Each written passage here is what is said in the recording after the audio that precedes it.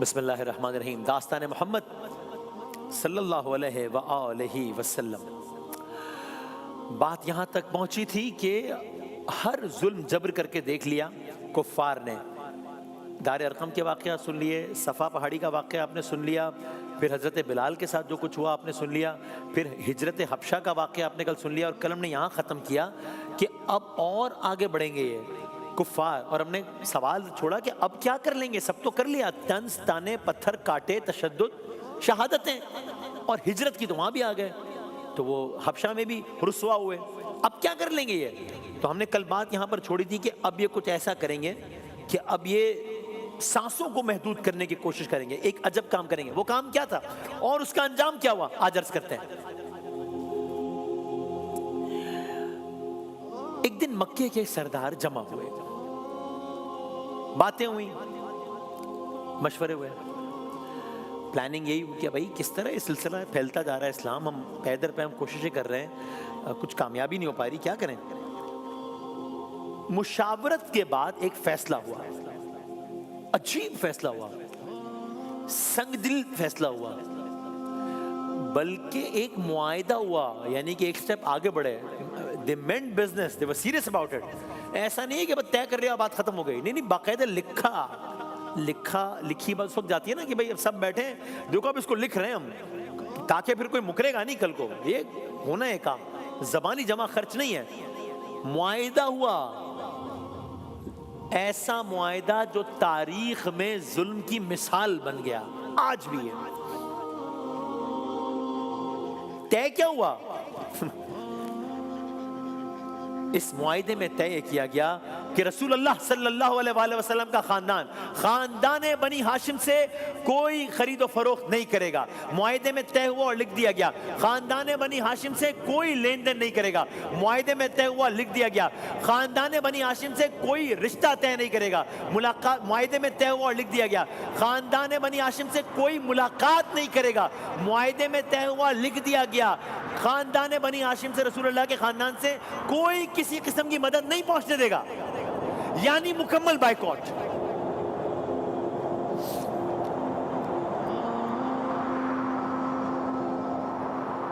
اس خاندان سے کسی قسم کا کوئی تعلق نہیں رکھے گا۔ آپ اس کا مطلب سمجھ رہے ہیں؟ بھائی اس معاشرے میں رہ رہے ہیں، ایک سوسائٹی میں ایک فیملی، ایک خانوادہ رہ رہا ہے، اس کو آئسولیٹ کرنا ہے۔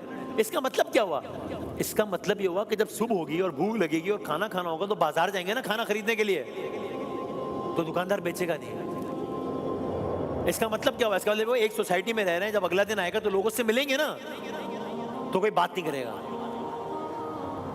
اس کا مطلب کیا ہوا؟ اس کا مطلب ہوا سوسائٹی میں ایک فیملی، ایک خاندان رہ رہا ہے تو نسل آگے بڑھے گی نا، رشتے ہوں گے نا، کوئی رشتہ نہیں طے کرے گا۔ مقصد صاف تھا، رسول اللہ کو صلی اللہ علیہ وآلہ وسلم کو تنہا کر دو اور ان کے قبیلے کو، خاندان کو اتنا کمزور کر دو کہ وہ خود ہی رسول اللہ کو روکنے پر مجبور ہو جائیں، معاذ اللہ۔ As I said، وہ صرف ملے نہیں، صرف کچھ طے نہیں کیا، بلکہ لکھا۔ بات آگے بڑھاتے ہیں، معاہدہ لکھا اور اسے کعبے کے اندر یا کعبے کے پاس لٹکا دیا گیا۔ اس چیز کی بڑی سمبولک سگنیفیکنس تھی اس زمانے میں، یعنی اس وقت مکے کی بریکنگ نیوز ہوگی ہے، سب سے بڑی خبر ہوگی، ارے سنا ہے، یعنی جو اس معاہدے میں شامل نہیں بھی ہوگا، ایک عام شہری اس کو ہی پتہ لگ گیا ہوگا کہ ارے سنا ہے یہ طے ہوا ہے، ارے کعبے میں لکھ کے لٹکا دیا گیا ہے کہ اس خاندان سے کوئی کچھ نہیں کرے گا۔ آپ سوچیں آج اتنا بڑا شہر ہے نا، یہ اتنے بڑے شہر تو نہیں تو زمانے میں، شہر کے کسی مرکزی چوک پر کوئی اس طرح کی کوئی چیز ہو جائے تو لوگ کہیں گے نا اچھا ارے وہاں یہ ہو گیا۔ یہاں مکہ ہے، اتنا بڑا تو نہیں لیکن آج کا کراچی ہے، اور خانہ کعبہ، وہاں پر تحریر لگا دی جائے۔ اب کیا ہوا؟ اب صورتحال یہ ہوئی، اب عجیب ہے معاملہ۔ اب صورتحال یہ ہوئی کہ بنو ہاشم اور بنو مطلب کے لوگ مجبوراً، چونکہ اب تو کچھ ہو ہی نہیں رہا مکے میں، تو ان سب کو مکے کے ایک تنگ وادی نما حصے میں جانا پڑا۔ مکے کے ایک تنگ وادی نما حصے میں وہ سمٹ گئے، وہ جگہ جسے لوگ کہتے ہیں یا بعد میں کہنے لگے شیب۔ اب منظرنامہ مکے کی گلیوں سے نکل کے شیب ابی طالب کی گھاٹی میں آ گیا ہے۔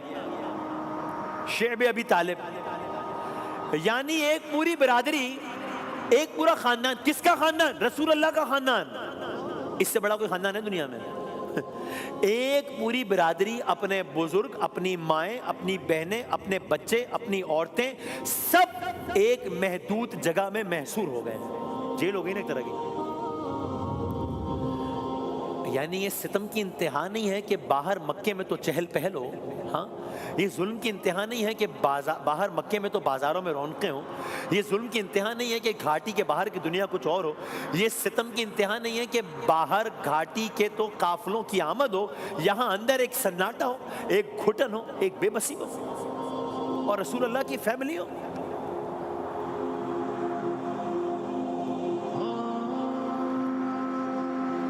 بازار لگتا ہے تو بنی ہاشم کے لوگ خریداری کے لیے آتے ہیں، لیکن تاجروں کو پہلے ہی حکم دیا جا چکا ہے انہیں کوئی کچھ نہیں بیچے گا. ایسا بھی ہوتا ہے کہ دور سے کوئی قافلہ آتا ہے، بنی ہاشم کچھ خریدنے کا ارادہ کرتے ہیں، قریش کے لوگ پہلے پہنچ جاتے ہیں، سارا سامان خرید کر ختم کر دیتے ہیں تاکہ ان لوگوں کے لیے کچھ نہ بچے. یہاں تک کہ اب بڑا سخت مرحلہ شروع ہوا، یہاں تک کہ اب وہ دن آئے جب کھانے کی قلت حقیقت بن گئی. شارٹیج آف فوڈ، کھانے جو کچھ سٹاک تھا وہ ختم ہونے لگا. اب کئی دن چولہا نہیں جل رہا. بچے، کس کے بچے؟ رسول اللہ کے بچے، ان کی فیملی کے بچے. بچے بھوک سے روتے ہیں،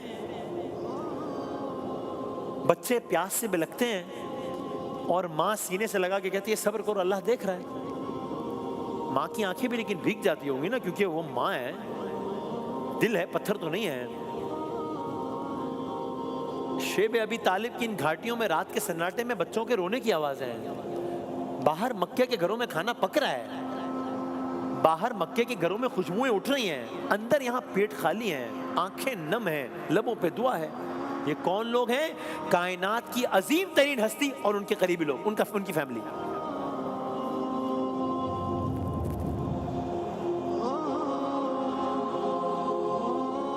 میں آپ سے کیسے عرض کروں کہ میں نے علماء سے سنا کہ شدت اتنی بڑھ گئی، میں نے کتابوں میں پڑھا کہ شدت اتنی بڑھ گئی کہ یہ نوبت بھی آئی کہ لوگ درختوں کے پتے تک بھی چبا لیتے ہیں رسول اللہ کی.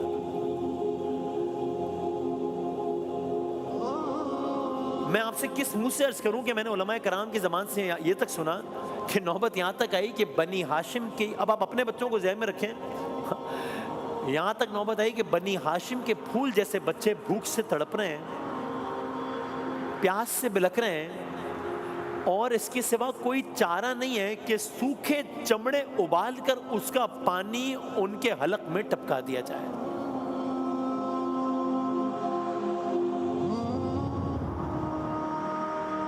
بوڑھے کمزور ہونے لگے ہیں،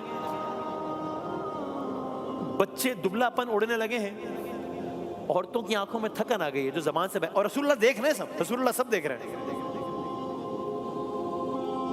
اپنی آنکھوں سے وہ ہستی جو کائنات میں خداوند تعالیٰ کے بعد سب سے بڑا ہے، وہ اپنے گھر والوں کے ساتھ سب ہوتا دیکھ رہا ہے. کچھ ایسے گنے چنے رحم دل لوگ تھے جو معاشرے سے چھپ کر کبھی کبھار کچھ نہ کچھ کھانے پینے کی چیزیں دے جاتے تھے. اسی اسنا میں دن گزرتے گئے، 10 دن نہیں 20 دن نو، 100 دن نو،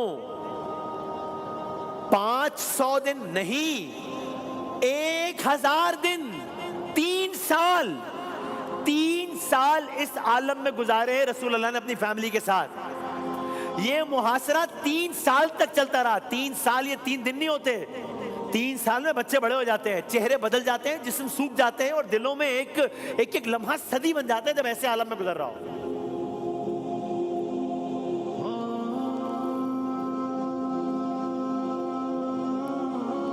سو دن رات، ہفتہ، مہینے، سال، 2 سال، 3 سال، ایک لمحہ صدی بن کے گزر رہا ہے. رسول اللہ صلی اللہ کائنات کے سب سے پاک خانوادے پر، ان ہستیوں پر کہ جن کا نام لیتے ہوئے ہماری نظریں جھک جائیں، اس ہستی پر کہ جن کا نام لینا ہے تو ساتھ میں درود پڑھنی ہے ہمیں، اور اللہ کی خاطر وہ سب. یہ دن چلتے جا رہے ہیں چلتے جا رہے ہیں چلتے جا رہے ہیں، یہاں تک کہ ایک دن اللہ تعالیٰ کی طرف سے ایک ایسا سبب بنا جس نے اس ظالمانہ معاہدے کانٹریکٹ کی روٹس کو ہلا دیا۔ کیا ہوا؟ اب سنیے، روایات کے مطابق رسول اللہ صلی اللہ علیہ وآلہ وسلم نے ایک روز شیب ابی طالب میں حضرت ابو طالب کو، حضرت ابو طالب کے کیا کہنے، رسول اللہ پر اٹیک کا خطرہ ہے، آپ ان کو پروٹیکٹ کر رہے ہیں۔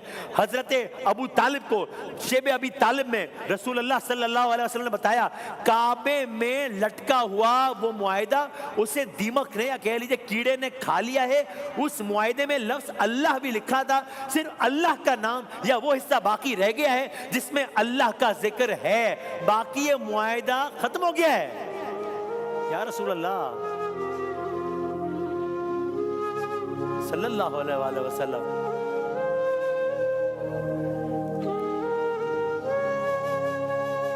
رسول اللہ نے کہہ دیا، حضرت ابو طالب نے سن لیا۔ آپ کانفیڈنس دیکھ رہے ہیں حضرت ابو طالب کا رسول اللہ صلی اللہ علیہ وآلہ وسلم پہ کہ کیسے ڈھال بن کے کھڑے ہیں کہ بس محمد نے کہہ دیا صلی اللہ علیہ وسلم، بات ختم ہو گئی۔ حضرت ابو طالب نے یہ سنا، اب حضرت ابو طالب قریش کے پاس گئے، حضرت ابو طالب نے سنا مکے والوں کے پاس گئے، اب حضرت ابو طالب ہیں اور مکے والے ہیں، حضرت ابو طالب ہیں اور وہ لوگ ہیں جنہوں نے بائیکاٹ کیا ہے، اب حضرت ابو طالب ان سے مخاطب ہے۔ ایک سخت لیکن کیا باوقار بات کی حضرت ابو طالب نے، کہا اگر آپ کانفیڈنس دیکھیں ان کا رسول اللہ پر، اگر میرے بھتیجے کی یہ بات سچی ثابت ہو گئی تو تم اپنا ظلم ختم کرو گے، اگر ان کی بات غلط ثابت ہو گئی تم جو کہو گے میں مان لوں گا۔ قریش چیلنج پر تیار، سب نظریں خانہ کعبہ پر، اب قدم بڑھ رہے خانہ کعبہ کی جانب، چونکہ اس کعبے کی تحریر پر جو ہوگا اس سے مستقبل کا تعین ہوگا کہ کیا ہونا ہے کیا نہیں ہونا، شیب ابی طالب کے دن جاری رہنے ہیں یا نہیں رہنے۔ اب سب جا رہے ہیں خانہ کعبہ کی طرف، سب کی نظریں کعبے پر، سب کی نظریں اس لٹکے ہوئے معاہدے پر، یہاں تک کہ اب یہ سب کعبہ پہنچے ہیں۔ کعبے میں عجب عالم ہے، دلوں کی رفتار تیز ہے۔ اب جو معاہدہ اتارا گیا تو دیکھا واقعاً لکھائی کے بڑے حصے مٹ چکے ہیں، کھائے جا چکے ہیں، پورا کاغذ اپنی ذلت کی گواہی دے رہا ہے۔